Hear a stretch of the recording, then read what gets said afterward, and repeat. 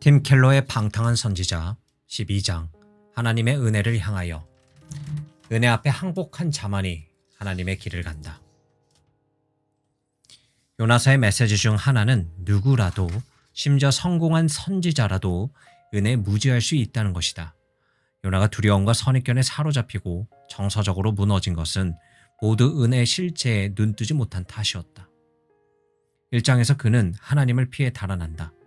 하나님의 은혜와 긍휼이 이해할 수 없는 수수께끼로만 보였기 때문이다.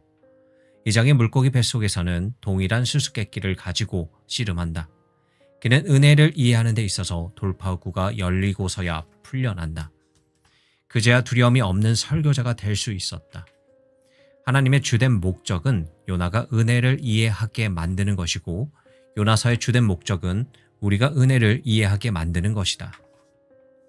요나가 하나님의 은혜라는 수수께끼를 이해하지 못했다면 우리도 그럴 가능성이 분명히 있다. 하나님의 깊은 은혜에 무지하다는 것이 우리가 가진 심각한 문제들의 원인이다. 깊고 깊은 하나님의 은혜를 이해하기 전까지는 우리도 요나처럼 신자에게 가능하고 합당한 모습과는 거리가 먼 이름뿐인 신자에 그칠 것이다. 기독교와 다른 모든 종교를 구별짓는 것은 바로 하나님의 은혜의 교리다. 이것은 기독교의 중심 메시지 복음이다. 이 복음이 이미 너희에게 이름해 너희가 듣고 참으로 하나님의 은혜를 깨달은 날부터 너희 중에서와 같이 또한 온 천하에서도 열매를 맺어 자라는도다. 하나님의 은혜를 이해해야만 우리는 도덕적인 사람이나 종교적인 사람이나 호감이 가는 사람에 그치지 않고 그리스도인이 된다. 이 진리를 파악하면 전율에 휩싸이게 된다. 마르틴 루터가 이 진리를 마침내 깨달았을 때 불안과 죄책감에 시달리던 신학 교수는 혼자서 온 세상과 대결할 준비를 갖춘 사자가 되었다. 믿음은 하나님의 은혜에 대한 담대하고 살아있는 신뢰요.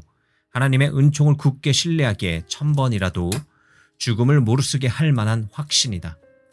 하나님의 은혜에 대한 이런 확신과 지식이 있는 사람은 하나님 및 모든 피조물과의 관계에서 행복하고 즐겁게 담대하게 된다. 성령이 믿음을 통해 그런 일이 벌어지게 하신다. 그 때문에 우리는 아낌없이 기꺼이 즐겁게 누구에게나 선을 행하고 모든 사람을 섬기고 온갖 것을 감수하고 그 은혜를 보여주신 하나님을 사랑하며 찬양한다. 하나님의 은혜를 이해하면 꿋꿋이 버틸 힘이 생겨난다. 디트리 본 회퍼는 그토록 많은 독일 교회가 기꺼이 히틀러를 받아들인 이유를 이해하려 노력하는 와중에 값싼 은혜를 문제로 지목했다. 그들은 하나님이 죄에도 불구하고 자신들을 사랑하신다고 믿었다.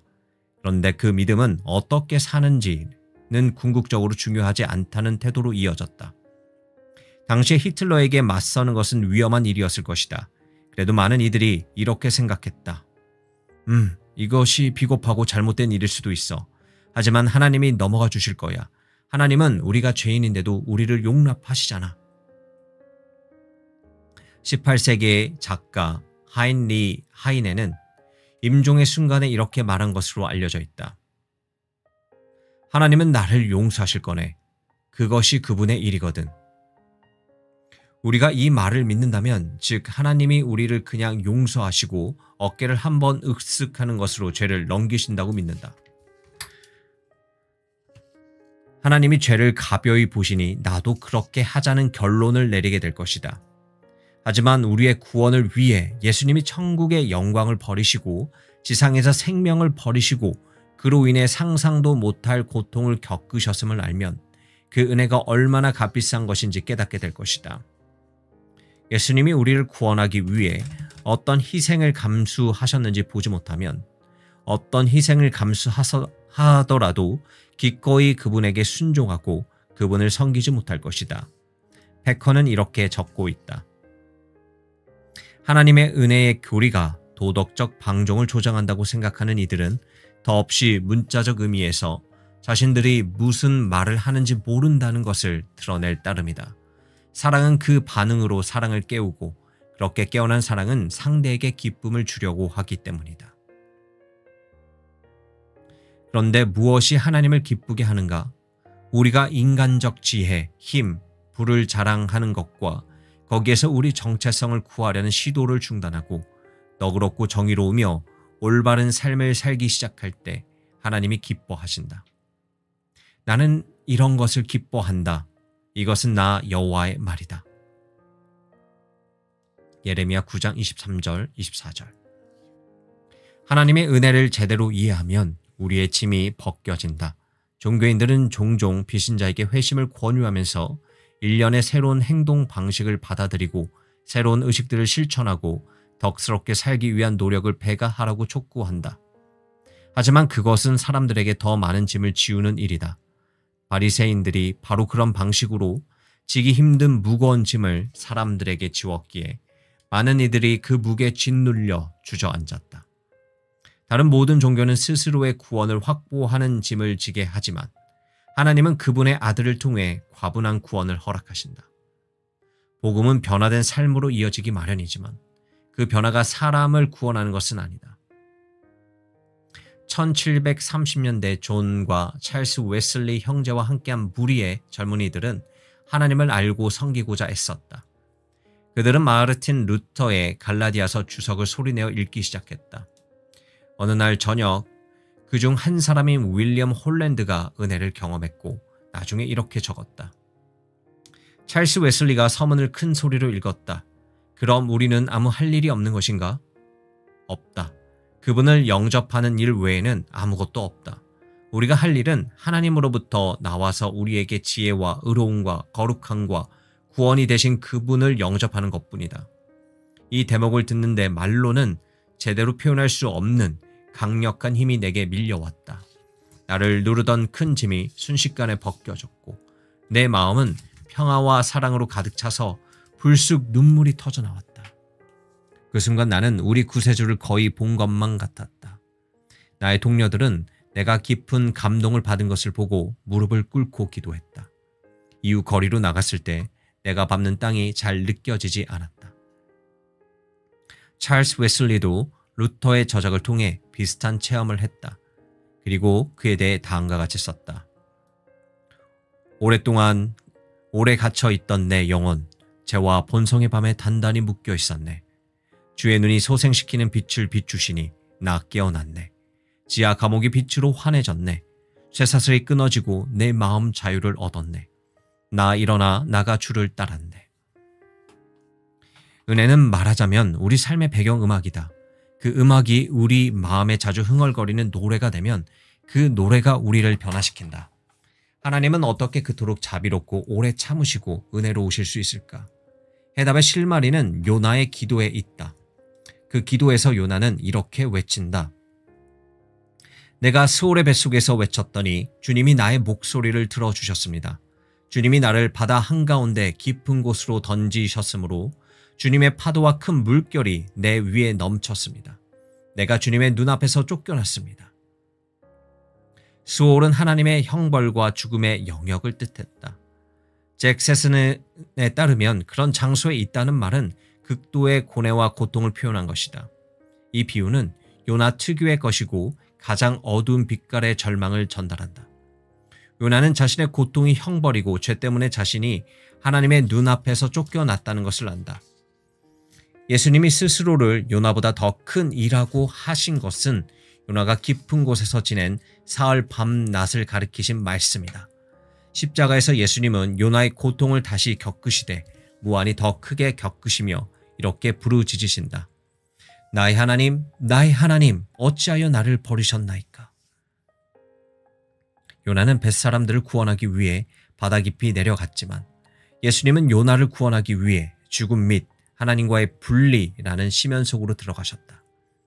요나는 하나님의 큰 물에 파도와 큰 물결의 무게에 짓눌렸지만 예수님은 하나님의 진노의 파도와 물결 아래 묻히셨다.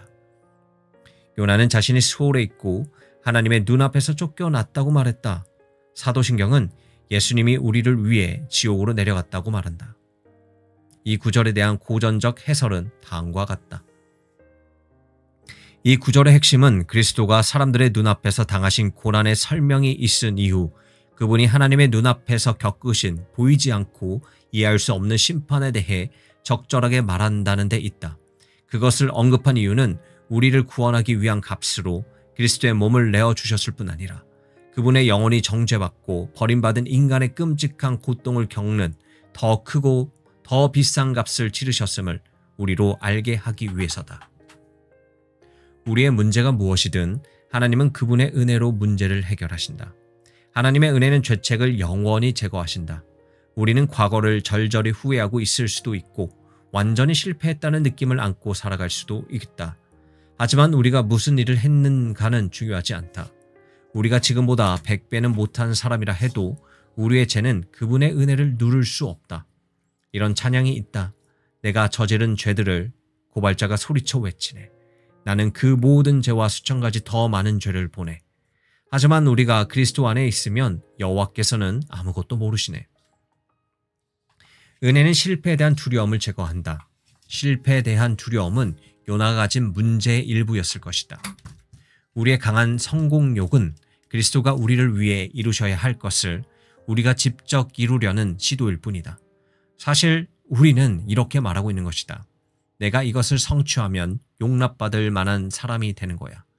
그러나 다른 원천을 통해 용납받을 자격을 얻어내려는 시도를 중단해야만 비로소 우리의 두려움이 사라진다.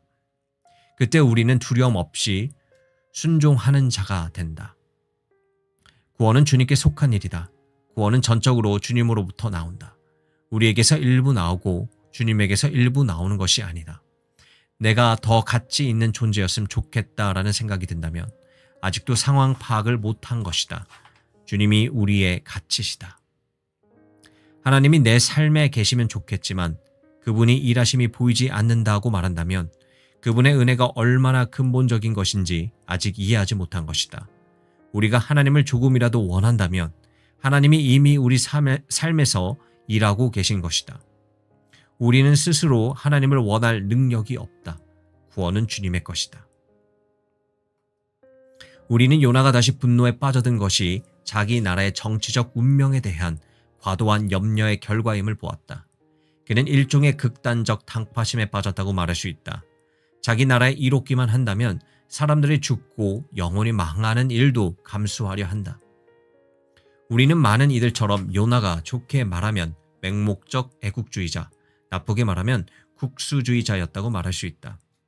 그러나 그렇게 말할 때는 조심해야 한다. 그런 비난을 통해 도덕적 우월감을 느낄 수 있겠지만 적법한 애국심과 자기 민족과 사에 대한 선한 애착은 정당하게 평가해야 한다.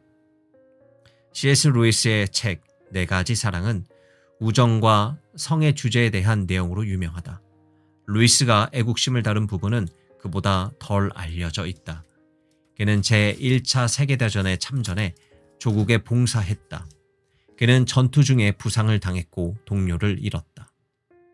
자기 나라와 땅의 자긍심과 사랑을 느꼈다. 하지만 그는 나라 사랑에 대한 논의를 이렇게 시작한다. 요즘 사람들이라면 이 사랑이 신이 되는 순간 악마로 돌변한다는 사실을 다들 압니다. 루이스는 악마적이 된 강렬한 애국심의 일종으로 나치즘을 거론했다. 루이스는 부풀려진 애국심 때문에 일어난 여러 참상에 대한 반발로 어떤 이들은 나라 사랑이 원래부터 악마였던 것이 아닌지 의심하기 시작했다고 말한다. 오늘날 서구 문화에서는 그런 인식이 더 커졌다. 많은 대학 캠퍼스에서는 국가적 자부심에 대한 모든 표현이 사실상 파시즘이나 국수주의로 여겨진다. 그러나 루이스는 반애국주의를 또 다른 형태의 극단주의에 불과하다고 보고 거부한다. 나라 사랑을 늘 유해한 것으로 보는 이들은 그간 인류가 이뤄온 모든 고귀한 시의 절반, 모든 고귀한 행동의 절반을 부정할 수밖에 없다. 그는 눈길을 끄는 이런 말을 덧붙인다. 그렇게 되면 예루살렘을 보면서 우셨던 그리스도의 탄식도 내버려야 합니다. 그리스도 역시 모국에 대한 사랑을 보여주셨기 때문입니다. 루이스는 우리가 애국심이나 나라 사랑을 몇 가지 측면 또는 종류로 나누도록 이끌어준다. 그중 일부는 잔혹함과 압제를 초래할 가능성이 다른 측면들보다 더 낮다. 첫 번째 종류는 고향에 대한 사랑이다. 우리가 자란 장소와 그곳에 사는 사람들, 경치, 풍경과 소리, 음식과 냄새와 삶의 방식에 대한 사랑이다. 루이스는 이런 종류의 나라 사랑은 다른 사람들에 대한 적대감을 낳을 가능성이 낮다고 본다. 자신의 장소가 무엇 때문에 특별해지는지 이해하면 다른 사람들도 그들의 고유한 장소를 같은 방식으로 사랑할 것임을 그려보는 데 도움이 된다. 두 번째 종류의 나라 사랑은 자기 나라의 과거에 대한 특정한 태도이다. 여기서 말하는 과거는 조상들이 이루어낸 위대한 업적이다. 루이스는 여기에 이미 위험이 담겨 있다고 말한다. 이런 사랑은 자기네 역사를 좋게만 채색하고 모든 나라의 실제 역사는 시시하고 수치스러운 일들로 가득 차 있음을 숨기고픈 마음이 들게 한다.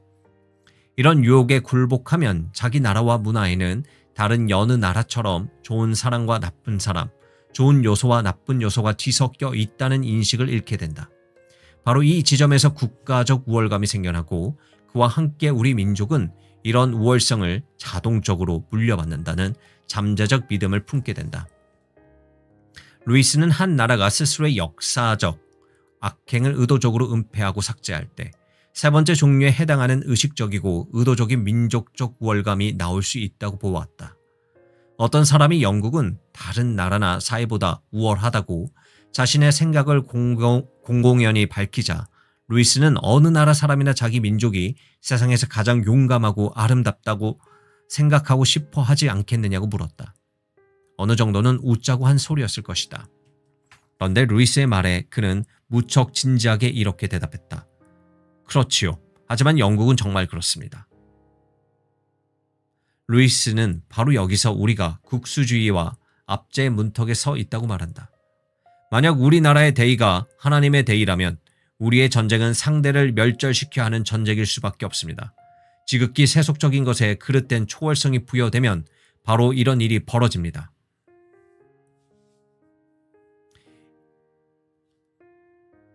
이 경로, 자신의 고향과 나라에 대한 건강한 사랑에서 출발하여 자신의 민족과 국가를 신으로 삼는 지경에 이르는 이 경로 마지막 단계는 한 민족이나 나라가 자신들이 우월하다는 전제를 잔인함, 압제, 배제, 멸절의 근거로 삼을 때 나타난다. 개들아 주인을 알아 모셔라. 루이스가 제시한 이 경로에는 많은 단계가 있고 요나는 그 모든 단계를 거치는 듯 보인다. 우리는 역사를 통해 아수르가 결국 이스라엘의 북쪽 10지파를 멸망시켰음을 안다. 요나의 두려움은 현실성 없는 것이 아니었다. 하지만 하나님은 요나를 불러 그분의 말씀과 사람들의 영적 유익을 이스라엘의 국익보다 앞세우게 하셨다. 요나의 민족 사랑과 애국심은 선한 것이었지만 잘못되었다. 그의 민족 사랑은 편협함으로 변질되었고 이스라엘이 국제적 권력 투쟁에서 이길 가망이 사라지자 그의 삶도 아무 의미가 없어졌다. 하나님을 섬기는 일이 이스라엘에 대한 그의 목표와 조화를 이루는 동안에는 하나님께 불만이 없었다. 그러나 참되신 하나님과 그가 실제로 섬기던 신 중 하나를 선택해야 하는 상황에 처하자마자 그는 분노하여 하나님께 등을 돌렸다. 그에게는 국적에 의거한 정체성이 모든 나라의 주인이신 하나님의 종으로서 맡은 역할보다 그의 자긍심에 더욱 근본적이었다. 진짜 하나님은 다른 목적을 위한 수단에 불과했던 것이다. 그는 자신이 진짜 믿는 신을 섬기는데 하나님을 이용하고 있었다. 민족과 국가는 우상이 될 수 있는 무한히 많은 좋은 것들 중 일부일 뿐이다. 철학자 폰 틸리히는 의미 있는 삶을 위해서는 누구나 무엇인가를 위해서 살아야 하고 바로 그 무엇이 궁극적 관심사가 된다고 주장했다. 그래서 그는 철저한 무신론은 실제로 가능하지 않다고 보았다. 그는 삶의 의미를 신이라고 부르지 않는다고 해도 그것은 여전히 신처럼 기능을 하기에 모든 사람의 삶은 믿음에 근거한다고 주장했다. 같은 맥락에서 포스터 모던 소설가 데이비드 포스터 윌리스는 일상생활에서 무엇인가를 예배하지 않는 순간은 없다고 말했다. 그는 더 나아가 무엇이든 삶의 진정한 의미를 얻는 곳에서 넉넉한 돈이든 아름다움이든 똑똑하다는 인정이든 어떤 정치적 대의에 대한 지지든 모두가 예배한다. 무엇을 예배할지 선택할 수 있을 뿐이라고 주장했다. 윌리스는 현대 비종교인들이 자신은 아무것도 예배하지 않는다고 강하게 반발하리라는 것을 알았다. 그러나 그는 예배에 대한 비종교인들의 적극적 부정을 중독자들이 중독 사실을 부정하는 것에 비교했다. 그것들이 무의식적인 차원에 있다는 점을 잘 드러나지 않는다. 말하자면 기본 설정이다. 무엇이건 우리가 사는 목적이 실제로 우리를 소유한다. 우리는 자신을 지배하지 못한다. 우리가 사는 목적과 가장 사랑하는 바로 그것이 우리를 지배한다. 요나의 삶을 일그러뜨렸던 것처럼 우리 삶도 일그러뜨릴 수 있는 기본 설정을 어떻게 알아낼 수 있을까? 응답받지 못한 기도와 꿈을 살펴보라. 하나님이 그것들을 이루어 주시지 않았을 때 실망감과 씨름한 뒤에 삶을 이어가는가? 아니면 자신을 점검하고 교훈을 배워 변화한 다음에 삶을 이어가는가? 아니면 사는 것보다 죽는 것이 낫겠다고 느끼는가? 그 차이를 보면 우리가 원하는 것이 정상적인 사랑의 대상인지 아니면 우상인지 알 수 있을 것이다.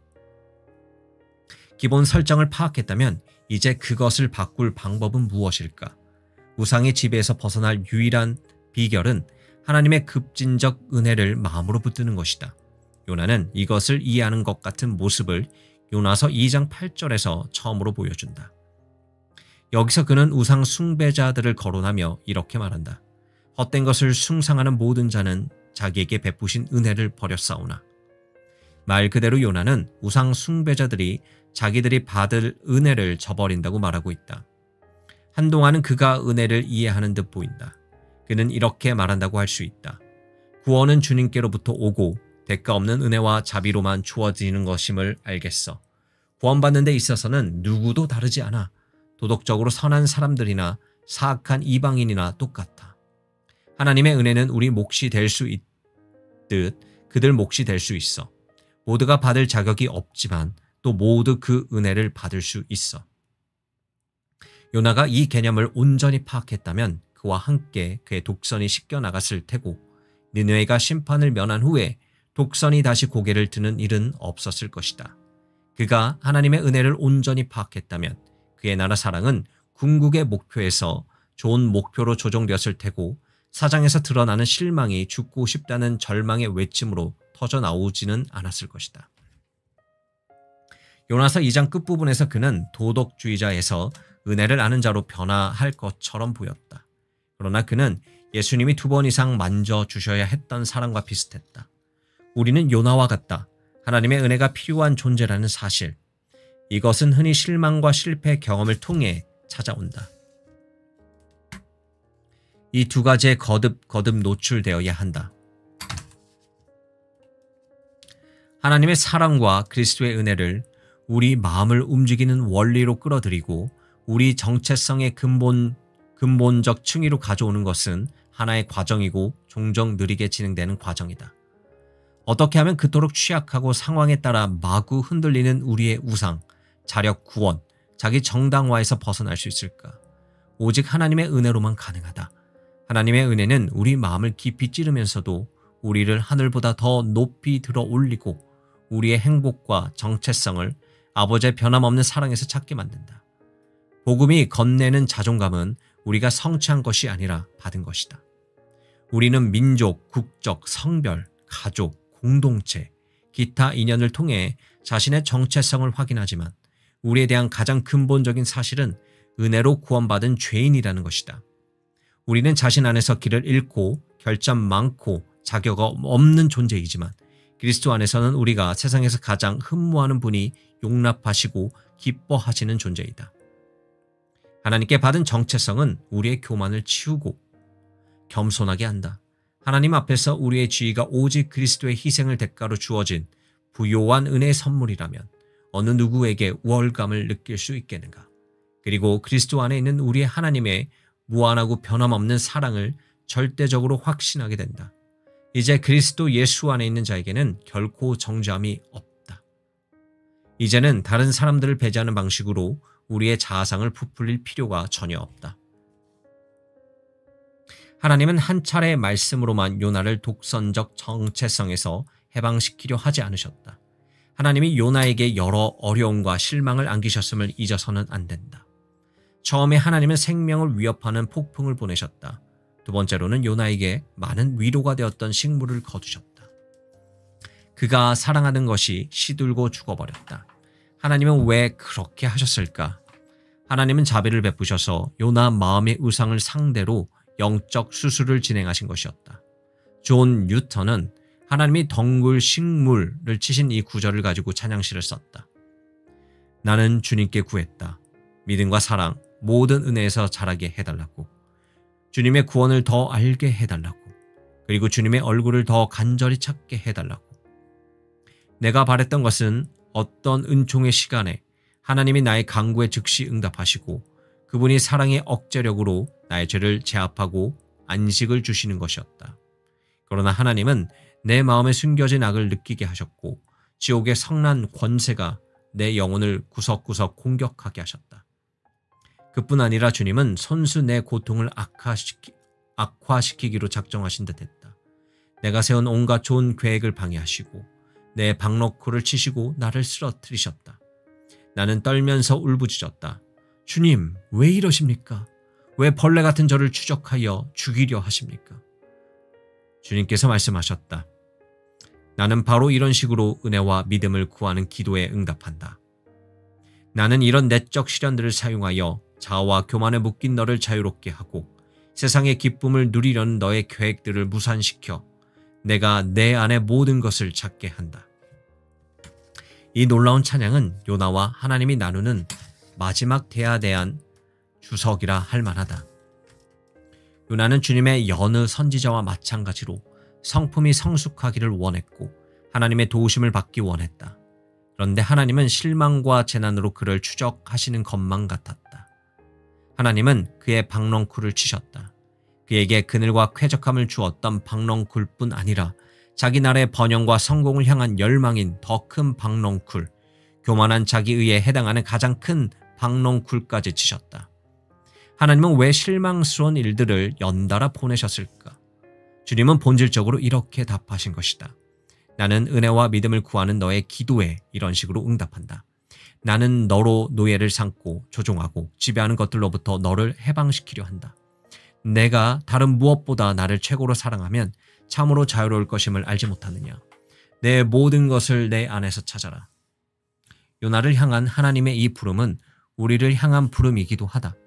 우리의 모든 것을 하나님 안에서 찾는 것은 고통스러운 과정이지만 이것이 기쁨을 얻는 유일한 진짜 길이다. 그러니 낙심하지 말자. 예수님은 앞에 있는 기쁨, 즉 아버지를 즐겁게 하고 형제 자매인 우리를 구원하는 기쁨을 위하여 무한히 더 고통스러운 길을 가셨다. 요나서의 마지막 몇 절에 따르면 하나님의 은혜에 잠긴 사람들의 특징은 자신과 다른 이들을 경멸하지 않고 긍휼과 사랑을 품는 것이다.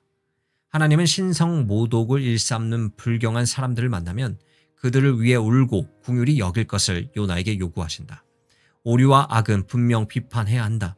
하지만 정의로운 동시에 사랑이 많으신 하나님은 니느웨를 사랑하는 마음 없이 그 앞에서 설교하는 요나를 꾸짖으신다. 우리가 사는 세상은 다양한 미디어 거품으로 쪼개져 있다. 그 거품 안에서 우리는 이미 믿고 있는 것을 확증해주는 소식만 듣는다. 인터넷과 소셜미디어를 쓰는 모든 이들, 심지어는 뉴스를 보는 사람들까지 저쪽 사람들에 대해 요나처럼 행동하라고 매일 수십 가지 방식으로 부추김을 받는다. 집단들은 다른 집단들을 악마처럼 묘사하고 조롱한다. 한 나라의 각 지역과 정당은 다른 정당을 멸시할 이유를 찾는다. 오늘날의 기독교 신자들도 다른 사람들 못지않게 이 소용돌이 속으로 빨려 들어가고 있다. 요나서는 이것을 경고한다. 하나님은 우리에게 어떻게 다른 사람들을 긍휼의 마음 없이 바라볼 수 있느냐고 물으신다. 우리와 전혀 다른 신념과 행동 방식을 가진 이들이라 말이다. 우리의 긍휼이 하나님의 긍휼을 닮으려면 자기 보호라는 아늑한 세계를 버려야 한다. 긍휼의 하나님은 지구 저 위에 앉아 우리를 지켜보며 그저 안 됐다고 생각하실 수만은 없었다. 하나님은 친히 우리를 위해 이 땅에 오셔서 인간의 본성을 취하시고 말 그대로 인간의 신을 신고 우리 상황과 문제 안으로 들어오셔서 우리와 동행하셨다. 만약 정말 어려운 시간을 보내는 친구가 주위에 있다면 바쁘다는 핑계를 대지 말고 그와 함께 시간을 보내라. 주께서 그러하신 것처럼 그 고통의 터널을 그와 함께 걸어라. 물론 그러다 보면 울게 될 것이다. 마음이 아플 것이다. 그것이 하나님이 우리를 위해 하신 일이다.